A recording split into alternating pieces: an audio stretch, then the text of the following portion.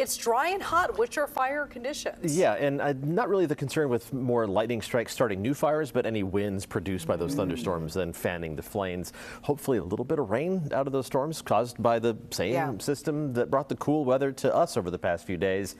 That's about to come to an end. So let's take a look at the big picture perspective here, how things are going to change as we head into the last weekend of summer. Technically, summer arrives early Sunday morning before the sun comes up. High pressure taking over in the upper levels of the atmosphere. The big blue H on the map is a hill of air over our heads that is going to be building closer and closer to us. That compresses the air at ground level.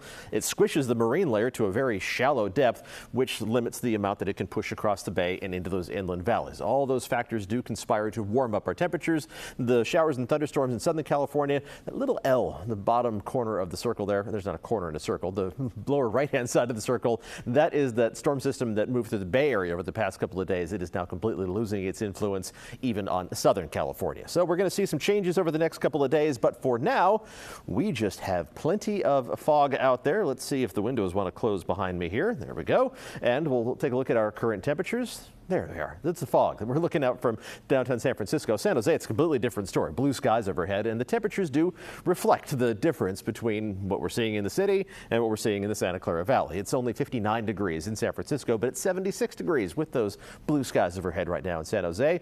Some low 80s, more widespread on the map this afternoon. 82 degrees in Concord, 81 degrees in Livermore, and we're going to add some 90s to the map gradually as we head through the next couple of days. The fog is going to continue to spread across the bay. If you were heading out to the A's opening game against the New York Yankees as they start their second to last homestand ever at the Coliseum, unless something else changes, because never say never. Temperatures at game time are going to be in the low 60s, so cooling off even more from where you are right now, and that fog is going to arrive as we head through the evening. So make sure you layer up appropriately in all of your cell gear that you may have, and make sure you have a base layer underneath that. Let's take a look at what we expect in terms of the fog as we head through the rest of tonight. It is going to be pretty widespread as we start the day tomorrow. This is the simulation through 7 a.m., which is basically when the fog tends to peak in terms of its extent. And other than the highest peaks, we're going to see fog covering most of the Bay Area by early tomorrow morning, but it's not going to take too long for that fog to dissipate. We wind the clock forward to 2 o'clock tomorrow afternoon. You see the fog backing up to the coast, a little bit still peeking through the Golden Gate,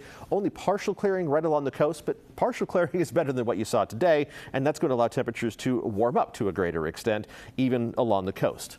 Not much. Temperatures farther inland, more of a noticeable warm-up. Temperatures in the mid to upper 80s for the Santa Clara Valley, also into the upper 80s and low 90s east of the Oakland Hills. Some of the hottest spots above 90 degrees in Antioch, right at 90 degrees in Livermore.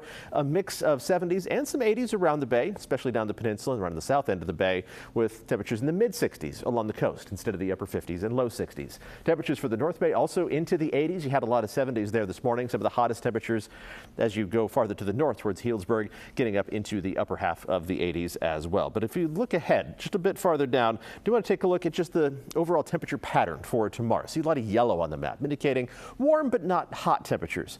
We wind the clock forward to Monday, and that changes. The whole map looks a lot angrier, indicating those temperatures into the 90s, even some spots approaching 100 degrees inland on Monday, with temperatures around the bay getting up into the 80s as well. And once the warm air arrives, or the hot air inland, it looks like it's going to stick around for a while. We are going to retreat to closer to average temperatures by Wednesday, Thursday, and Friday.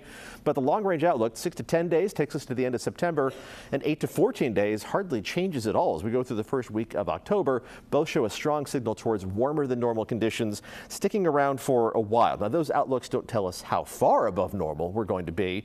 And the real reality is that we're probably going to be about 3 to 5 degrees above normal from Wednesday through the end of next week and into the last weekend of September. So the peak of the heat doesn't last that long, but it will be hot, especially Monday and Tuesday, into the mid to upper 90s inland, and then backing down into the 80s and low 90s, with temperatures around the bay also peaking Monday and Tuesday in the lower half of the 80s, but near 90 degrees down the peninsula, and even temperatures along the coast with a little more sunshine peeking through that very shallow marine layer should hit the low 70s by Monday and Tuesday.